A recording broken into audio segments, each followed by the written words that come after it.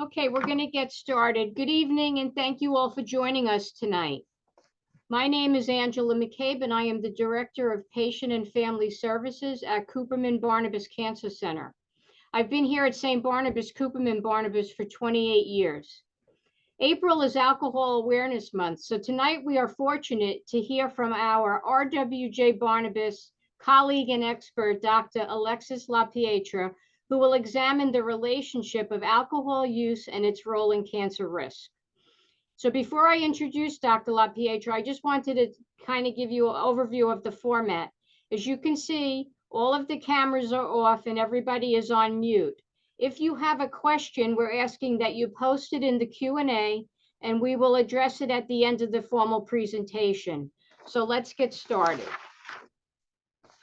Dr. Alexis LaPietra is the System Director of Addiction Medicine for the Emergency Medicine Service Line at RWJBarnabas Health. In 2016, she created the St. Joseph's Health Alternatives to Opioids. And for those that love abbreviations, that's ALTO, A-L-T-O. This program was founded the National Pain Management Addiction Medicine section of the American College of Emergency Physicians.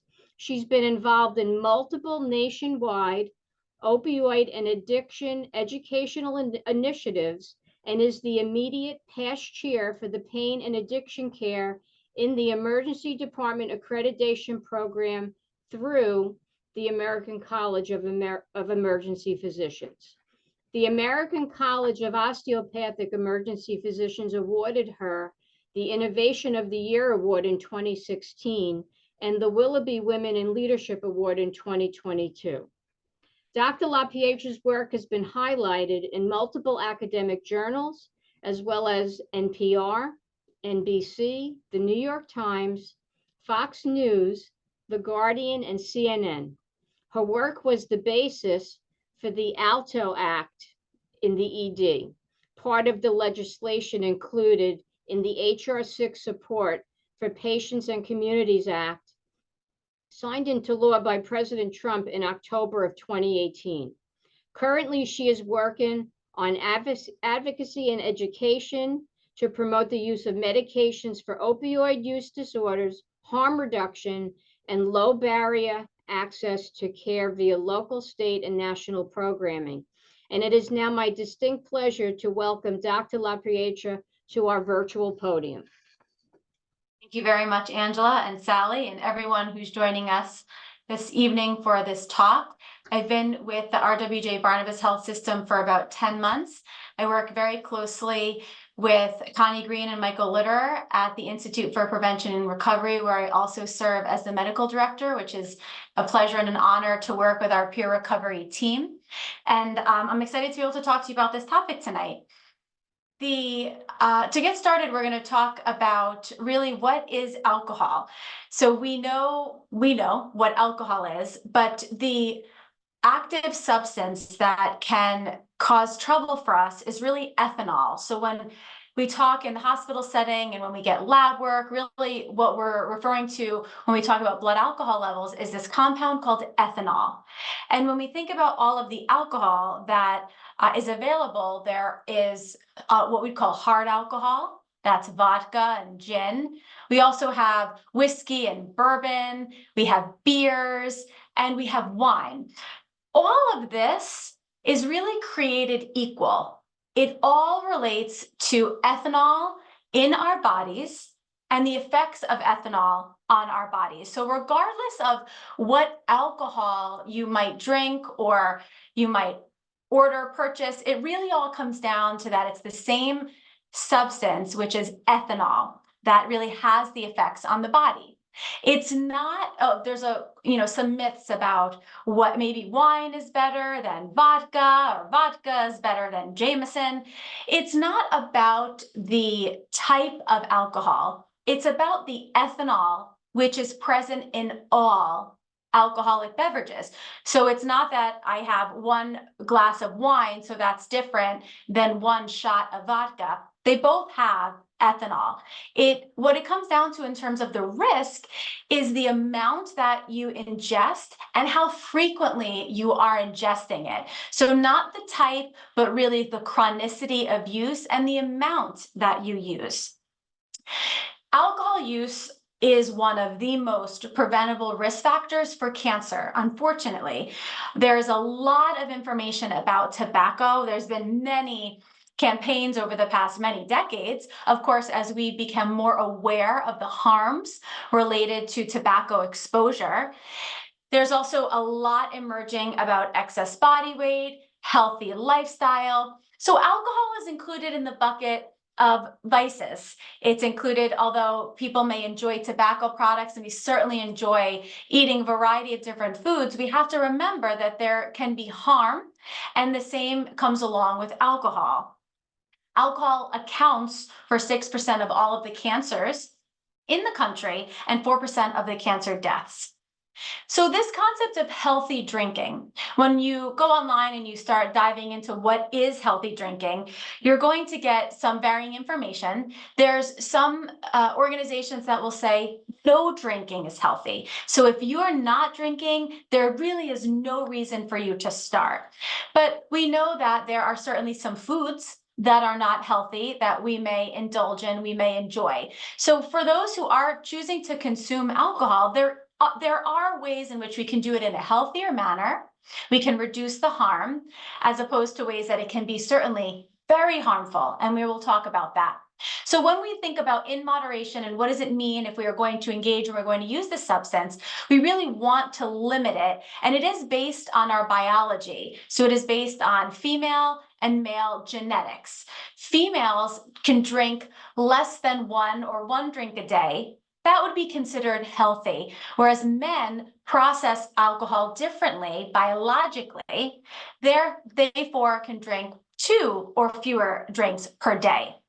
And then we think about, again, is there a better alcohol if we are choosing to drink?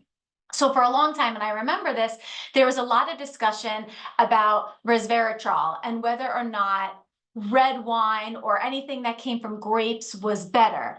And lots of research has been put into this. Certainly we look at different regions of the world where the alcohol consumption of choice would be from wine, and we look at longevity in that population. But when you get back, when you really get into the science, health is so multifactorial. So to say, if something is grape derived for alcohol, it's better. Well, we look at the region. There's a lot to say about folks living in that region. They follow certain lifestyle, certainly certain food groups, certain activity levels, certainly genetics. So there has been no concrete evidence to show that the skin of the grape and the antioxidants that are contained in the grape in any way translate into wine having any healthy role in our diet. So certainly if you enjoy drinking wine, that's fine, but drinking it under the assumption that it's healthier or providing us any benefit, that is not panned out in the medical literature, and we cannot correlate that it's preventative in any way when we think about cancer. There is, however, distinctly a pattern of unhealthy drinking, and it's a spectrum. Unhealthy drinking is, again, biologically correlated based on female versus male genetics. So for women, there's a category looking at either drinks per day or drinks per week. So for women, we're really looking at four or less drinks per day.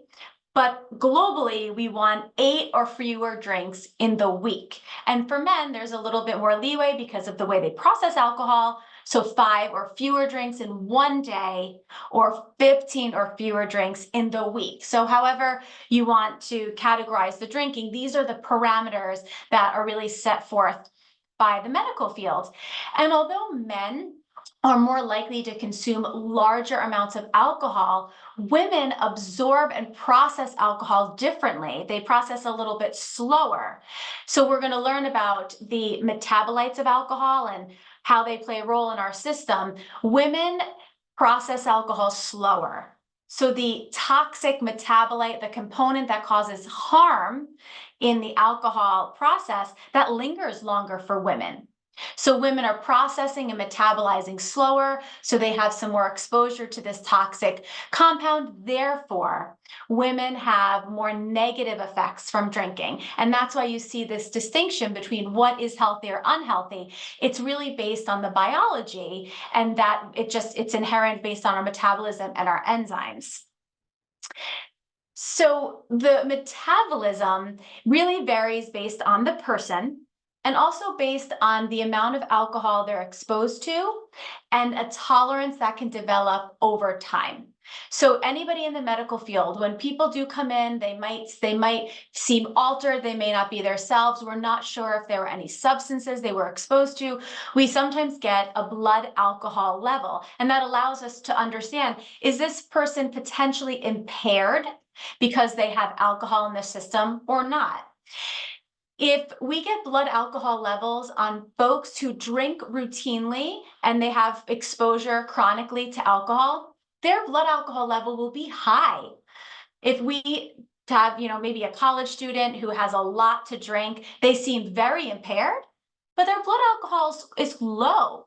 And this just translates. So the blood alcohol has to be taken in conjunction with the lifestyle of that person.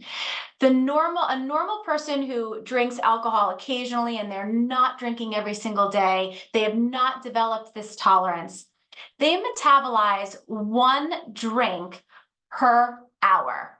So a drink is, again, that 1 shot of hard alcohol versus 5 ounces of wine versus 8 ounces of beer. So all of that ethanol is equivalent, and it takes about an hour for the liver to metabolize it.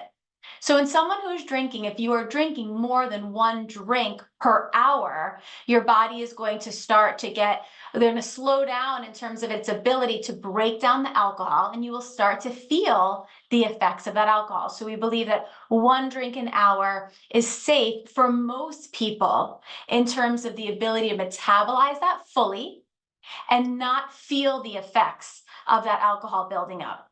So what happens at a biological level when you're drinking? We're going to do a little very brief biochemistry just to understand. When ethanol comes into the body, it gets processed in the liver and it is broken down by an enzyme called alcohol dehydrogenase into acetaldehyde.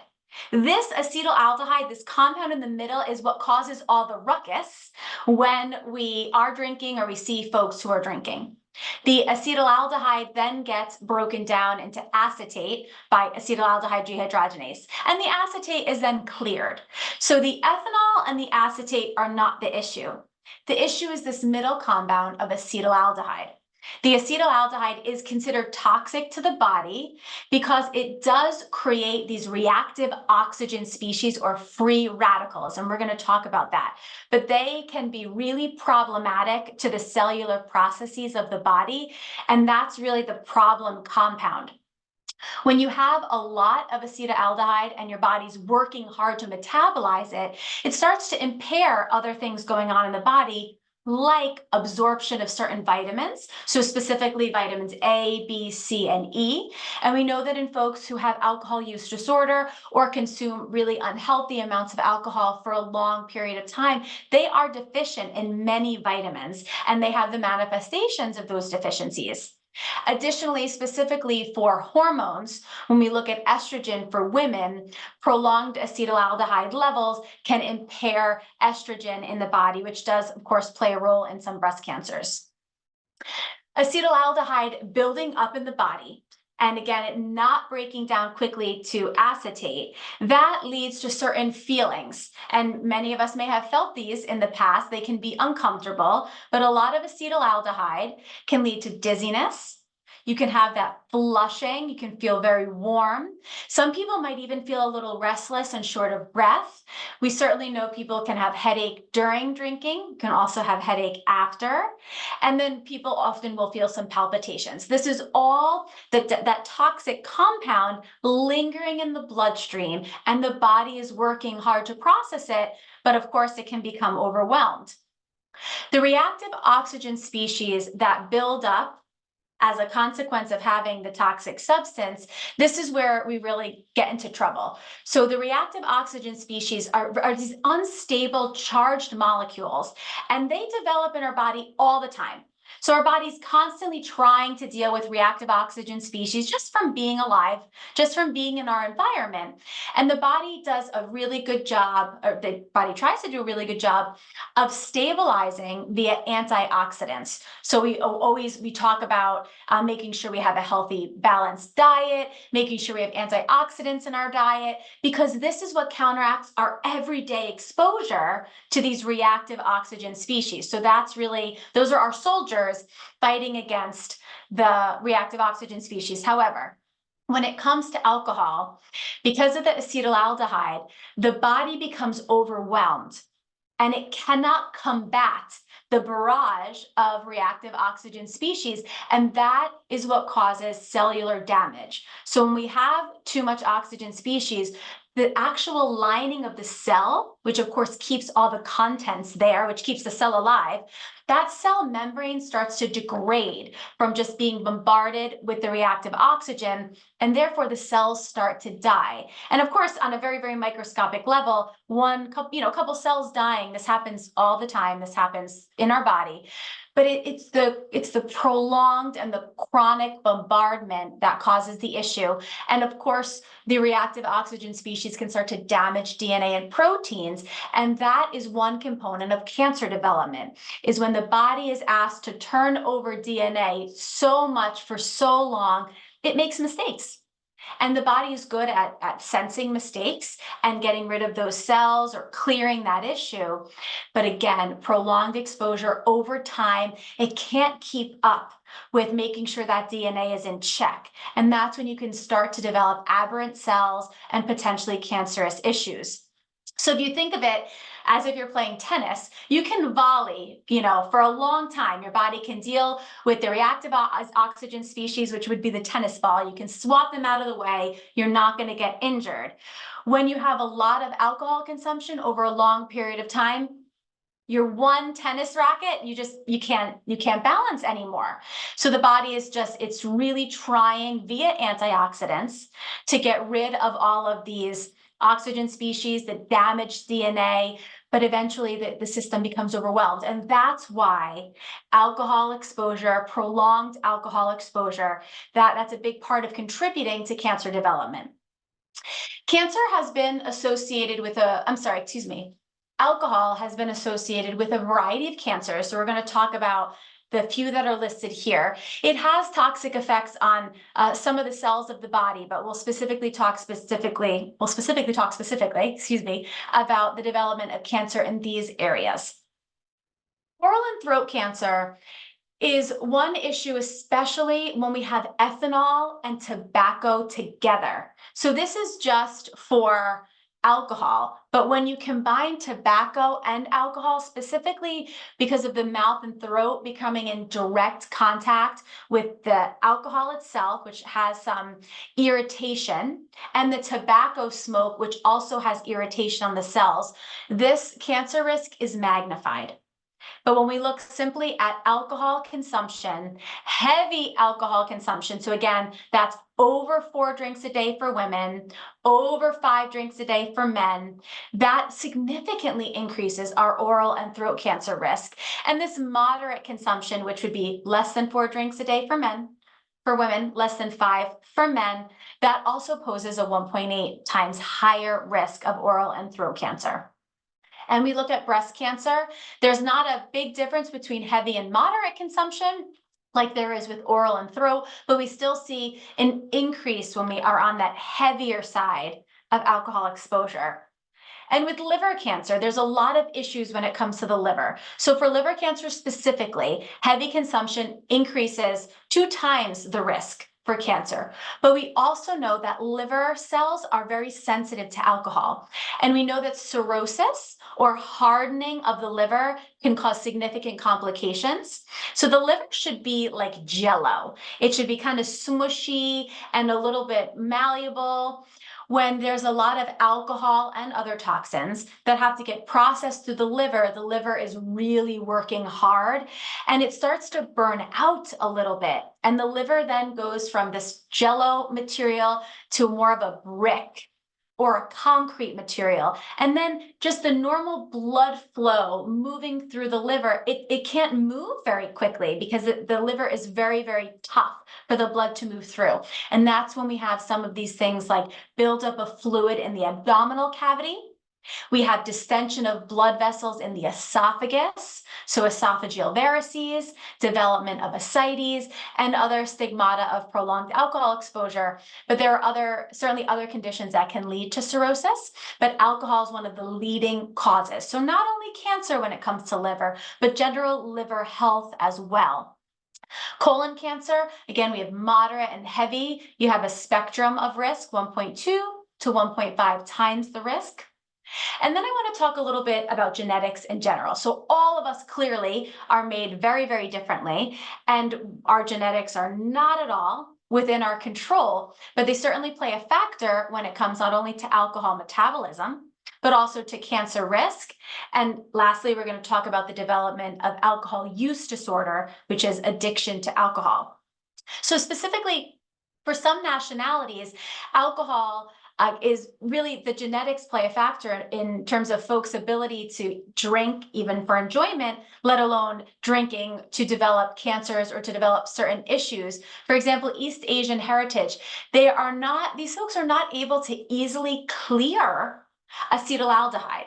So folks may say to you, I can't drink alcohol. I get so hot. I get this racing heart rate. I have this terrible headache. I can't breathe.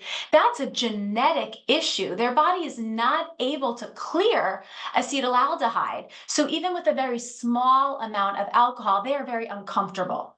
So those folks tend to have less risk of issues that are related to alcohol, such as cirrhosis, addiction, and cancer related to alcohol.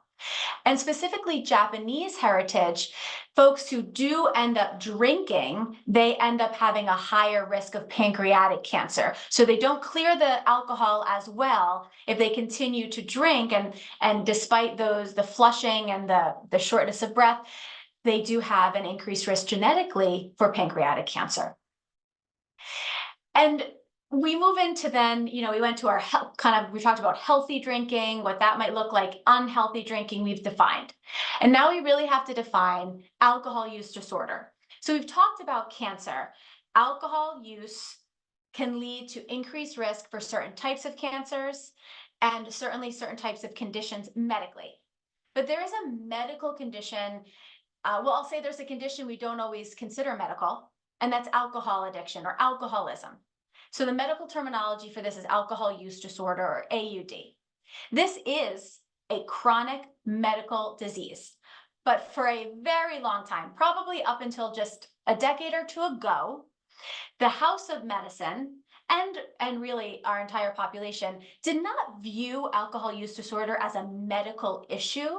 It was really viewed, unfortunately, as a moral failing or a lack in willpower. And this is just historically, before we really understood the neurobiology of addiction, we couldn't figure out why, if it was harmful, then just stop doing it. Why are you continuing to drink if it's harmful? Just say no, just stop. But now I know there's a lot that goes on neurobiologically. So the topic of this presentation is cancer, but I also want to highlight and share the medical disease of alcohol use disorder, because cancer is a massive issue for our families, our communities, ourselves. But the progression to alcohol use disorder is as well, and the two can go hand in hand. This is not an uncommon problem. Alcohol use disorder, many millions, 29 million Americans suffer from alcohol use disorder, and we see folks starting at a very, very young age. So when we look at cancer risk, we're not only looking at alcohol exposure in people in their 4th, 5th, 6th decade of life. If folks start drinking in their early teens, that plays a role in development of cancer, and it plays a role, of course, in the development of alcohol use disorder.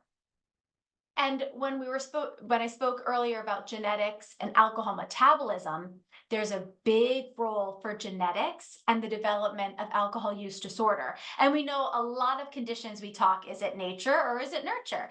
We know it's really a little bit of both, but we also know that the genetics, they are really the main driver of a lot of our health and a lot of our behavior. However, regardless of genetics, there are ways we can turn things on and turn things off based on environment. So that could be the food we eat, the weather we live in, and the environment in our home, the safety, potential trauma in our home, as well as the events going on in our direct community. And when we think about control and fault, Ruth Palacio, who may be on this call, taught me early on when thinking about empathy. When folks have a medical diagnosis, we have a lot of empathy because it's probably not their fault, and that medical diagnosis wasn't in their control.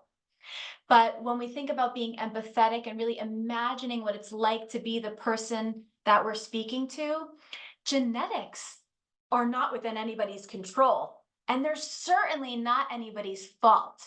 And when we look at the environment we live in, adverse childhood experiences, that's the stuff, the trauma you go through from when you're born so you're 17. And when you're 10, 11, 12 years old, you also have no control. And a lot of what's going on is not your fault. So just in terms of looking at control, fault, empathy, diagnoses, there's a lot of gray here, and it's very, very far from black and white.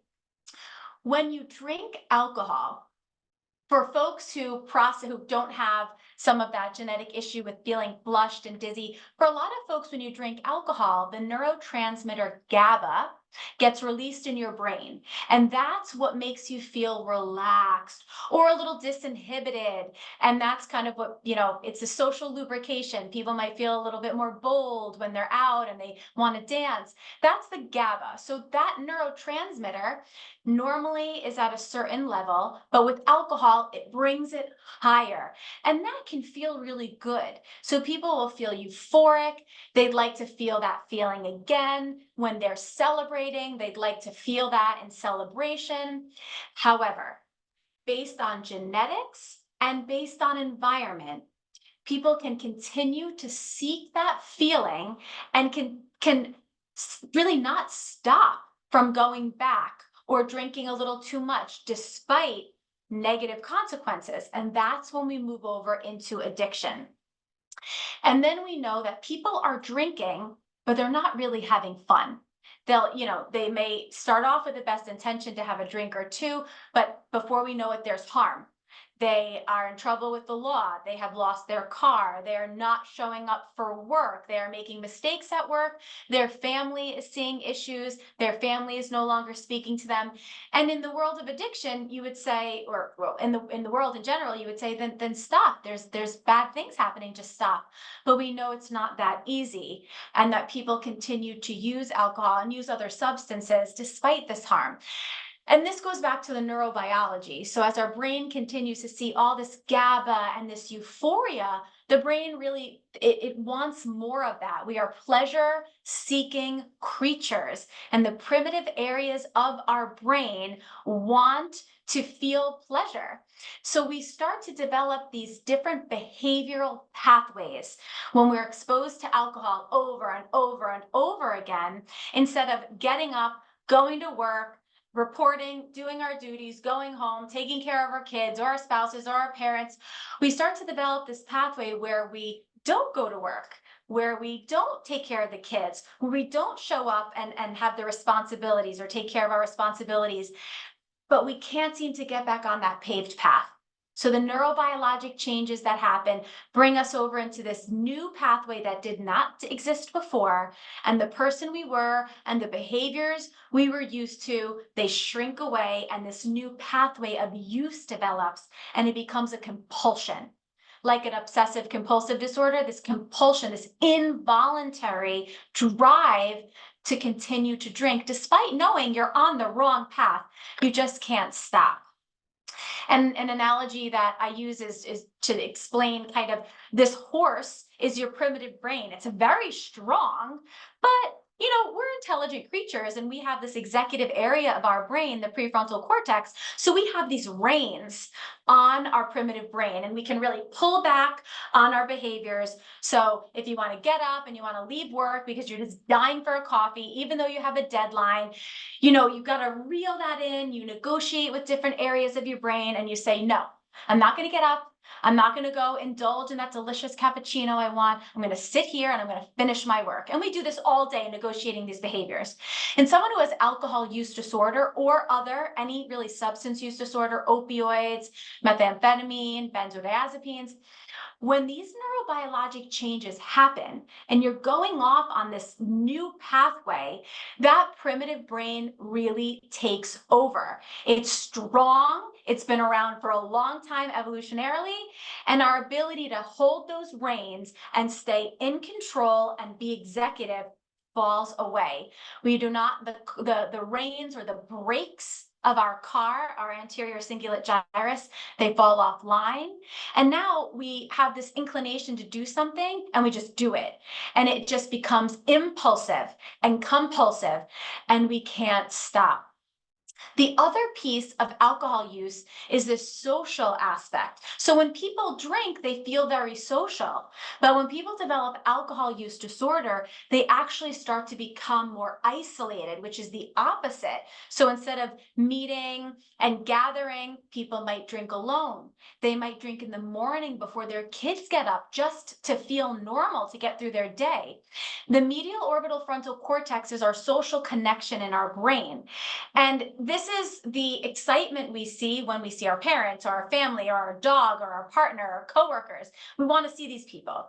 But when it comes to prolonged alcohol exposure or substance use, that social connection gets cut off. And the only social connection, the only feeling we have of inclusion comes actually from the alcohol or from the opioid or from the Xanax. So when we get into neurobiologic addiction, we lose these pathways that we've been living by for so long, and these aberrant pathways become our new behavior. And this, for example, with the social aspect, leads to shame and isolation and people then being alone to use. So when we see folks who might have some problematic drinking, they feel they can't stop despite harm. When we say just stop, muscle through it, that's really an uninformed statement. When people cannot stop using, when they experience physical withdrawal and they are having harm because of their use, we can't really just say stop using. They now have a medical condition, a chronic medical condition that's treatable, but it's not easily treated by just telling them to stop. There's a lot of shame and there's a lot of suffering that comes along with recovering from addiction or a use disorder. So if someone does have a new diagnosis of cancer and the recommendation is to stop drinking and you just can't, it is not because you don't value your health or because you're not listening to your family. It may be because there is a neurobiologic medical condition of alcohol use disorder. And we have to be informed in speaking to our loved ones or our patients about that. And we also, of course, need resources and we need help. To add on top of this, we all went through COVID, and there are many, many negative sequelae of COVID, and one of them is related to alcohol. So we know that during COVID, from March to September, during that peak, especially in the Northeast, of lockdown, there was a 20% increase in alcohol purchases versus the previous year. So it's $42 billion was spent from March to September on alcohol, and that was a huge increase from the year before. So there's negative consequences to that, the potential to develop a use disorder because of that. Luckily, there's been a lot of talk about drinking in pregnancy. Luckily, we saw no change in the amount of drinking during pregnancy during COVID, but in 2024, we still see about 15% of women will drink during their pregnancy and 6% will be binge drinking. So for women, that's over 4 drinks a day. and there was one study out of Michigan for all of us in the healthcare setting. Post-COVID, there was an increase in patients who are coming to the hospital with sequela of alcohol use disorder, more so than we saw pre-COVID. So when we have folks who need to stop drinking, either related to new onset cancer diagnosis or we realize there's harm, there are ways to help them with their medical treatment. If you are stopping alcohol and you are having withdrawal, shaking, memory issues, your heart is racing, you're feeling aches, that is withdrawal, and that does need to be managed with medicines because you can have seizures, which can be fatal. So if you are having issues when you are stopped drinking or you see family members are suffering, they do need medical intervention to get off of the alcohol safely. Then we have other substances, other medications that can help folks with maintenance, either to decrease their drinking overall or to potentially stop drinking. One of which is called naltrexone. The brand name is Vivitrol. Naltrexone is oral, or Vivitrol is the intramuscular injection. Naltrexone is an opioid receptor blocker. And so, well, that doesn't make sense, Alexis, because we're talking about alcohol. In addition to the rise in GABA, that neurotransmitter that makes you feel happy, when you drink alcohol, you also have an elevation of natural opioids in your body. So when you are drinking, you also, that feeling, that good feeling of euphoria can come from the GABA, but also the opioids. So the thought process behind using naltrexone as a medical treatment for alcohol use disorder is it blocks the body's natural opioids from binding when you're drinking. So you're not really feeling as euphoric. You're not getting those positive effects from the alcohol. And therefore, when you're trying to cut down, you don't have that positive reinforcement. You can drink and drink. You say, I'm not really getting what I came for. I need to stop. I know I need to stop, and I'm going to use this as a tool. So for every 14 people who are on naltrexone, one will have fewer heavy drinking days, which is huge. This is a really, really big number. A lot of the medical things that we do don't have as big of impact as 1 in 14. Some of them are, we give something to 100 people for one benefit. So giving something to 14 people for one benefit, it's pretty good. So it's a very effective medication. And you can take it orally every day, or you can get an injection every 30 days to help decrease drinking. A Camprosate or Campril is a medication that we use in folks who are abstinent from drinking. They're not in withdrawal. They are not drinking currently right now. They're in recovery. It decreases the risk that they will go back to heavy drinking. And lastly, and many of you may have heard of this, disulfiram or antabuse. This is a punitive medical intervention.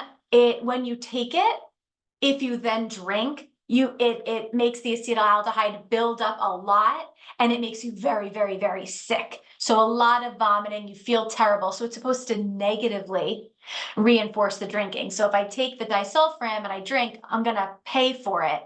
But it's so violent and it's very punitive. And the way it really works is if you're in a setting in which someone is observing you taking it, because it's hard for people to take something knowing they might have a bad day, they might drink, and they're going to be so violently ill. We have many resources within the Robert Wood Johnson Barnabas Health system, and for community and for medical, for all the doctors and providers and nurses and all healthcare staff, navigating decreasing alcohol is really tricky. Alcohol has become just synonymous with celebration. It is it's part of everything. It's really hard to go anywhere and in a celebratory manner and not see alcohol, not be offered alcohol, not expect alcohol to be there. So when folks are trying to cut down, either because of cancer, medical stuff, or because of recovery, it's hard as family, it's hard as community, and it's hard as medical folks to know how to navigate that. So we are all very, very, very lucky that we have the Institute for Prevention and Recovery, within our RWJBarnabas Health family that is run by Connie Green and Michael Litter, and they have a huge team that works very, very hard to provide education for our employees and for our community. So if you, a loved one of your patients, anyone who's looking for any resources, in medicine, we always go to our experts. We always call our consultants. So the Institute for Prevention and Recovery, that team is our consultants. When it comes to risky alcohol use, prevention, they have a huge area of prevention for tobacco. So this is the email and the phone number that I'd love you all to write down. You can pass this out. You can give this to anyone. You can reach out and find out in my county, in my town, in my hospital, in my practice, for my father, for my brother, how do I get help? How do I have these conversations? And this is your lifeline, and that's a resource for you. There's a lot of support generally in the community. So other nonprofit organizations, community stakeholders.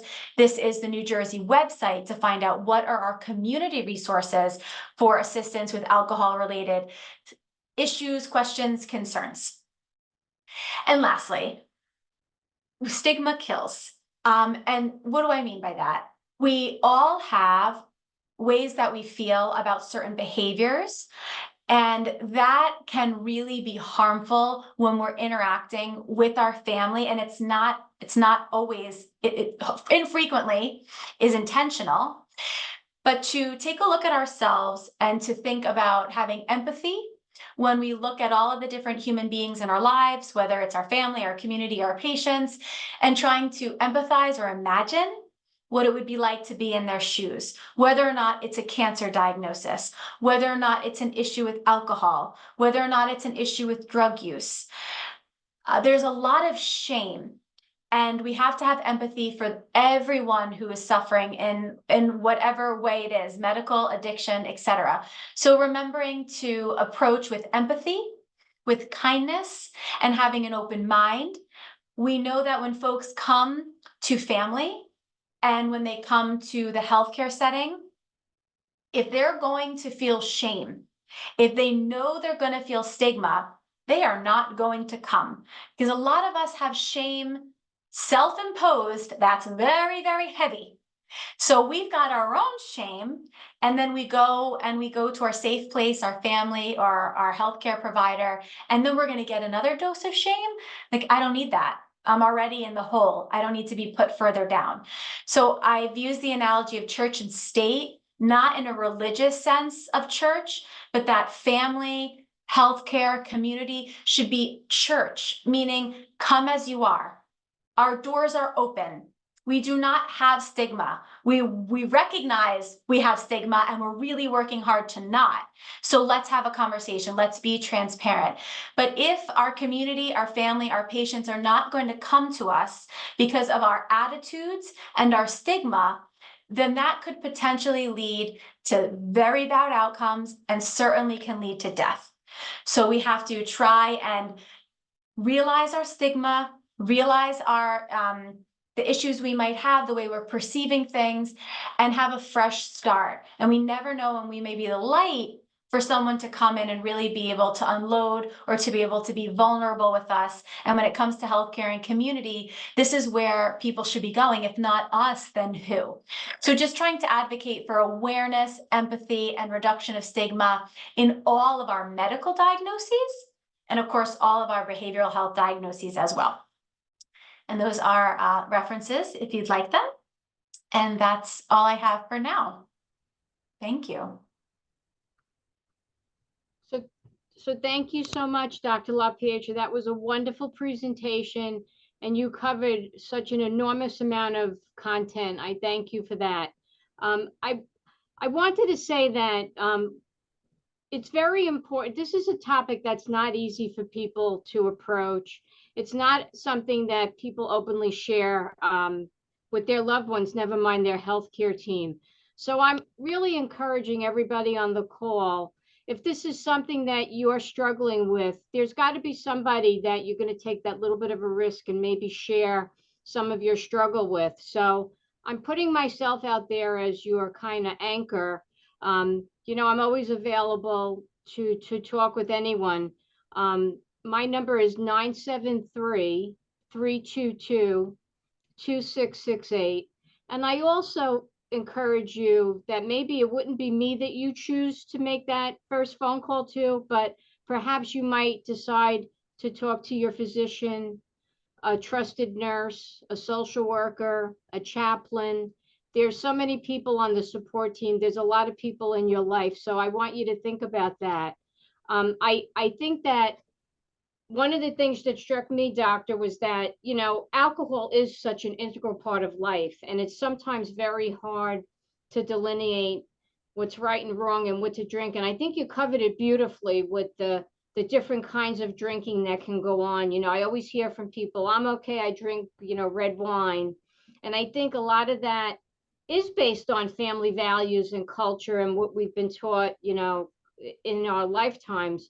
But I think you really pointed out that it's really about what's in the alcohol, not the kind of alcohol you're choosing. So I think that was very important. And I hope that if anyone out there does have questions about that, again, that you would seek clarity on that from somebody. I want to thank you again, and I thank you all for joining us tonight. I always say that here at Cooperman, we have the best information-seeking group of people, and you guys proved that tonight with, you know, 25 participants on the call. So we thank you, doctor, for your time, and I thank you all for joining us tonight. Everybody be safe.